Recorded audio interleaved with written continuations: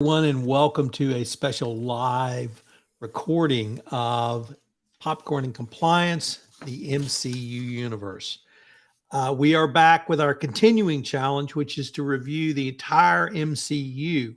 Why? Well, number one, it's there. Two, along with my co-host Megan Doherty, uh, we're both MCU Uber fans and Uber geeks. So we're going to continue our exploration in chronological order and not by release date. Today, we are continuing with Spider-Man Homecoming.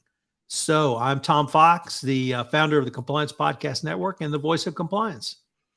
And I'm Megan Doherty, co-founder of One Stone Creative and host of the business podcast Blueprint Show. And I was pretty excited to watch Spider-Man Homecoming. Tom, I hadn't seen any of the kind of Spider-Man movies in the MCU universe.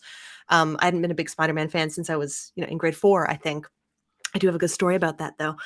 So what did you think of this new Tom Holland, Peter Parker, Spider-Man iteration? Well, I absolutely loved it. Tom Holland is great, although I thought Tobey Maguire was great. The I hate watching movies about teen angst because then I have to think about all the teen angst I had, and he's got a lot of teen angst. Girls, himself, he doesn't have parents, so he's got Aunt May. He's got his friends. He's trying to figure out what he wants to do, where he wants to go to college. He's trying to keep good grades. Just a lot of stuff going on. The movie was great. The action was great. The scenes were great. The Washington Monument was great. The interplay between he and Liz, his putative girlfriend, were great. MJ was great. I liked MJ a lot in this. Liked MJ a lot. Yeah. So it was just a ton of fun. And even with Andrew Garfield was also played Spider-Man, and I enjoyed him as well. One of the difficulties that I think they really handled well was the story is so well known about how he becomes Spider-Man. And you mentioned the fourth grade. Well, I can remember the 60s cartoon series, and we all watched that, and probably can still sing the theme song. Oh, but yeah, he's got radioactive blood. He's got radioactive blood.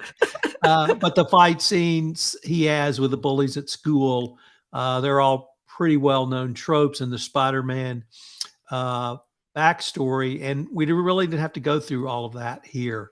We didn't have to go through the death of his uncle, which is always a pretty poignant moment in any Spider-Man movie or comic book. So I thought they were able to handle that. Kind of dropped him mid universe into the MCU. So what were your initial thoughts? Well, I mean, the first was a lovely hit of nostalgia, because I didn't catch the original run of the 1960s Spider-Man, of course, but when I was in grade 4 or 5, after school, if my dad got home from work soon enough, we could catch a double feature at 5 o'clock of the 1960s Spider-Man, then the Adam West 1960s Batman. And we would do that every day he could get home in time before dinner. So like I thought they really captured, especially some of the way Spider-Man moved, really kind of, it hit me like that old animation style, and the way he would land on things and just the type of web slinging he was doing. So I loved that, and it made me feel good. And the very opening, did you catch that redo of the theme song that they did? It sounded so good, updated like that. So that made me super happy.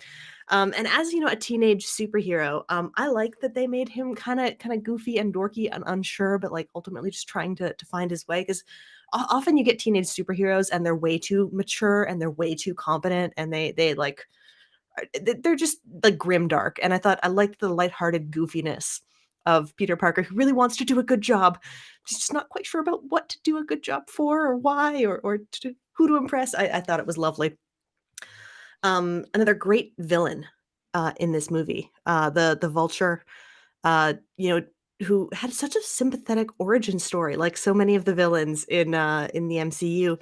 You know, contractor gets a good government job, government comes in and just stomps on his business, completely ruining him. That's a really relatable thing, and you know how he got into a life of petty crime was totally understandable. Of course, he got much more evil, but I like the ambiguity around the villain, and of course, his relationship with Tony Stark.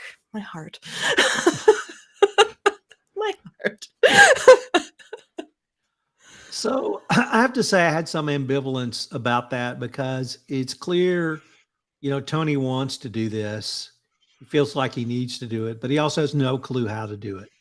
Like be a mentor, kind Yeah. of dad figure. Yeah. Yeah. And some of the dialogue I thought where Tony plays clearly, I don't want to say an adult, but someone older than Peter Parker, but it's the same sort of witty repartee that he tries to lay on him. And sometimes I don't think Peter Parker or a teenager would really understand what he was saying or why he was doing, like why he took the suit away, why, if he was given the suit, couldn't he try to be a friendly neighborhood Spider-Man, if not a superhero, with particularly around the action on the Staten Island ferry. Mhm. And maybe it's Tony has the bigger picture in mind, and Spider-Man really doesn't. But really, I was kind of ambivalent on all that. It's Tony's trying; he just doesn't have a clue, and so Well, he that gets whole happy to dynamic is take on a lot of the day-to-day management of Spider-Man, right? Like, he doesn't merit a lot of Tony Stark's attention. He gets the assistant's attention. right. And Happy really wants to have nothing to do with him, and so that's another point of frustration for Peter Parker. Mhm. 'Cause he said, I Um, mean, he said he was like a 15-year-old boy, right? And I remember, I think being in middle school, and my uncle told me, "Megan, there is no creature in on Earth more unpleasant and disgusting than a 15-year-old boy." And looking back, maybe as a 12-year-old girl, that might have been true, but, like, looking back, oh, he's so well-meaning, he's trying so hard.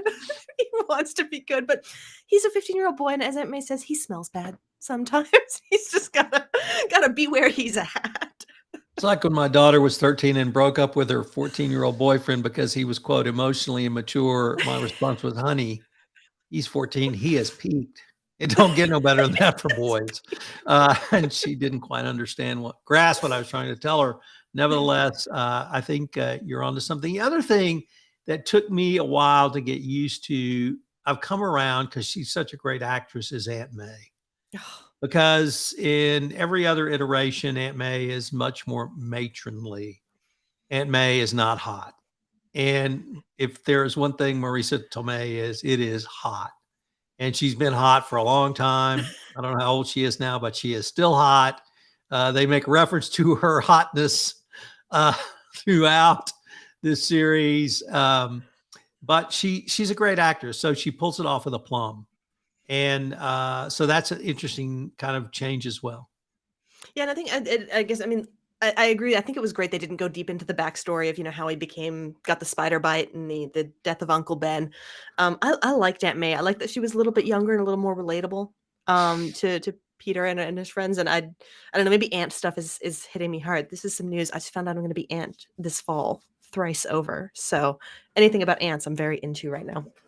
But I like the way she was able to kind of meet Peter at his level, and of course, the end reveal where she catches him putting on the outfit is just like, what? No, was not having a teenage boy in my house that I'm responsible for enough. What do I have to deal with now? Was, I just think, a great way to frame that. Right. So, the action, and once again, was fabulous. The flying scenes with the villain were great. Um, Stark Tower. I Mhm. mentioned the Washington Monument. I mean, I got queasy watching that scene. One, where he climbs up the Washington Monument. Two, when he gets to the top and he looks over, I had to look away just from that. It was just really well done. When the helicopter flies up next to it, I assume obviously they had to get permission to do that, but it was really well done and just action packed kind of throughout. I didn't actually know that the Washington Monument, you could go inside of it. I thought it was just the big pole. I didn't realize how big it was. I didn't Yeah, know it was a tourist attraction that you could actually ride up and down like the Statue of Liberty. you Canadians have led such a sheltered life. So sheltered. I thought it was a big stick in the ground. Okay. That too, that too. But there was even a nod to when I think MJ asked, "Was it built with slave labor?" And the park ranger kind of, you know, Yeah. yeah, Yeah, it was. yeah. So I thought that was a nice touch I had not seen before. Well, were there any Easter eggs in this that you particularly liked, Megan? I had a couple of them. I think my absolute favorite of all of them was the Captain America school videos that they were watching in the gym and in detention. And I watched them and like they're funny and they're just exactly the right tone. But can you imagine how much the other Avengers must have ragged him on that for? Oh, absolutely brutal. And one little one I thought was great, and this was towards the end when Happy is getting the plane loaded up right before the final in-air boss fight scene. And Happy's talking about the things that they're packing up, and there was the R&D, the new tech that they were developing for Thor, but also Captain America, even though they were in a fight. And I thought that was great. So even though the Avengers are currently split when this is taking place, Iron Man is still making sure that everyone is going to have the latest tech when they inevitably get back together. So I loved that. And let's see, I just a little shout out to Ned the best friend, was I think, as a generally behind the scenes person, who worked, behind the scenes of podcasting and a lot of things, like, that desire to be the guy in the chair, pulling the strings, making it happen when he finally got that at the end, guy in the chair, that I felt that in my soul. He's a great best friend, super friendly, and so supportive. What about some of you? Did you have good cookies that you liked? Well, one of them was prior to the movie, there was an announcement that one of my favorite actresses, Jennifer Connelly, was going to Yes. be in the movie. Well, her role was very different than what I had expected, but because her role was the call a girl or woman or an AI called Karen, but she was the AI assistant to Peter Mhm. once he gets the upgraded suit. So I thought that was pretty cool. I heartily agree with you on the Captain American videos. They were so over the top and they were so ham fisted and they were absolutely, Cap. That's exactly how he is, and that's exactly how he talks. The Stan Lee Mhm. cameo was very cool. The tech in this, you saw the upgrades of Peter's suit, and we saw, I think, what was one reference to the Iron Spider that we'll see probably down the road. But he had some really cool upgrades to his suit, particularly that we explored when he was inside the vault in Baltimore, I think, but when he was outside Washington chasing the vulture. Mhm. The vulture was extremely cool. I don't know why, but I had forgotten that that character was Liz's dad. And It was a great so, twist. Really yeah, good twist. that, Totally that caught me really by was. surprise. That really was. And, but we saw his humanity because when he drops him off and he says he's going to give him the dad talk, he says, "I'll give you a pass on this one, kid, because you took Mhm. my daughter to her prom. So show her a good time and, leave me alone and we'll be square." Of course, we knew that wasn't going to happen, but I thought that was a really nice twist that showing that the vulture was basically a decent human, even if he had been turned into this life of crime because of the evil government and evil Tony Stark. The damaged Stark Tower Mhm. really wasn't a cookie or an Easter egg. It was, a part of the show, but that was very cool to see that after the Battle of New York. Ned beating up one of the bad guys, I thought was pretty cool as well. And then the scene at the homecoming where he goes in the library to use the computers and the teacher comes in and asks him what he's doing and he's like watching porn. Like, yeah, lots of ruck with that in a public library, kid. They have things called filters for that. But nevertheless, It was a great line because that's what you would expect a teenage boy to be doing in the dark. Yeah, and he's just like, what is going to be plausible and also make her not look at my screens? So true, so true. This movie, the other thing I thought, it's really not a cookie, Megan, but in terms of I hit upon the other actors who played Spider-Man, Tobey Maguire and Andrew Garfield. Both of those had standalone series. Toby had a 3-movie deal or 3-movie package of Spider-Man, and Andrew had 2. And so where I was really intrigued, and I thought they pulled it off well, how they kind of dropped into the middle of the Spider-Man story. So we didn't have to go through the whole origin story again, and picked it up in a way that added some nuance, added some depth and breadth and scope, but also made it fresh and new. And the other thing I would have to say about Tom Holland, I think he was an amateur gymnast before he became an actor, and that it shows. And he can do moves and make spins and leaps that the normal human being can't, even with computer generated animation. And so that brings a whole new level of physicality to this performance. It's not in terms of dance, but it's really in terms of gymnastics, the spins he does and the things he does. And so I thought that was a really underappreciated part of his performance as well. No, I'd agree. And I think the only thing I'd add to that is just the ongoing relationship between Tony Stark and Peter Parker. They're both really flailing. They're kind of reaching out to have this kind of connection. They both feel a lack in their lives, I think, and they can't quite identify it, and they can't quite be open about what they're looking for in each other, but they're finding it, and it's delightful. And I think some of their off-screen interviews together too, hilarious. The chemistry is real. So what did you think of the end when Tony invites him to join the Avengers, to move upstate to New York, offers him the hypertech suit, and then Peter Parker's response? I thought that was great. I thought, it was, I liked it on a couple of reasons. I mean, I like that Peter said no, and he's like, no, I've actually got to do this, maybe graduating high school thing, having a life, being with my friends, being with my family. And I like that Tony Stark accepted that. And totally was like, oh yeah, you were right. This was a test. It was not real. And you've just passed. Good job. Go have a good life. Even though it was 100% real. And he completely expected Peter Parker to drop everything and become an Avenger.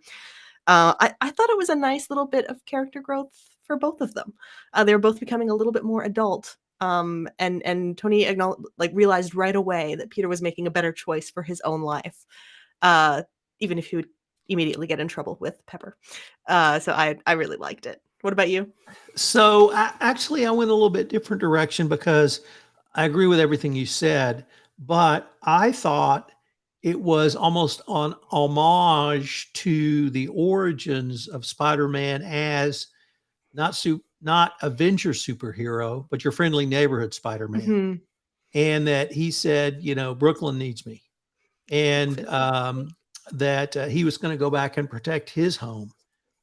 So I really appreciated from that, but I have to agree with everything you said, and certainly a moment of growth for Peter Parker, which led to the next scene, which it's like, oh yeah, I've been carrying this around for a while. What had Happy been carrying around for a while that Tony whips out to Pepper? I mean, it's maybe not every woman's dream engagement. I think deep down she has a strong respect for a good PR play. That is possibly the most important consideration. Well done. Well done. So, Tony, there's a press conference set up to announce Peter Parker joining the Spider-Man joining the Avengers. That bit of news doesn't come to pass. So he proposes to Pepper instead, and I guess they go off to announce their engagement. Mm-hmm. Very good times. Well, I think this was a winner. It was another one of those ones I didn't expect to like nearly as much as I did. I didn't love the last two kind of reboots of Spider-Man. Not nearly as much as I love like the 1960s cartoon, which was phenomenal. But I maybe I just like Tom Holland, and I like the kind of quippy banter that he does so well. But I thought this was a great movie. I am invested enough in the characters. I'm looking forward to the next ones. And obviously, kind of what they're setting up here for the end of MCU Phase 1, which we'll be getting to in a little while, Infinity War's Endgame. I like these people enough to really care what's going to happen to them. So I'd like to say a few words about MJ. Please do. Because I found her very intriguing. In the comic books and the cartoon, in the first two iterations of Spider-Man, MJ is the love interest, Mhm. or crush interest, probably would be the better way to phrase it. Liz plays that in this movie. MJ is played by Zendaya, I think is her name. And I think she's a singer or actress. Nevertheless, I thought it was an inspired choice. And Great. I'm not sure if she was acting or that's the way she is, but it doesn't matter because it was a great role. And she really stands apart and above everyone else. Part of it, I think, is by choice. Part of it, I think, is by her. She must have a 200 IQ, just smarter than everyone else. And literally, she says more dialogue in raising an eyebrow than most 30-year actors can do. It was really amazing what she could do in the few scenes she was in, and I think she takes over that love interest, crush interest role in the next iterations of Spider-Man with this version of Peter Parker. But I really enjoyed her role. She really blossomed throughout the movie. So I wanted to say a few words about MJ as well. I love that she had that kind of, the sort of the black and white morality that so often comes with being a 15-year-old, but backed up by like good research and really, really intelligent, as you say. And I love that they're setting it up to be a relationship that's based out of friendship rather than, just teenage infatuation. I think that that's going to make it a much more satisfying story to unfold. Well, Megan, unfortunately, we're near the end of our time for this episode, but I hope our listeners will join us again. I'm Tom Fox, the voice of compliance. And I'm Megan Doherty, and I look forward to meeting you next time when we are talking about Doctor Strange, Tom, which I think is one of your favorites of all time. Yes.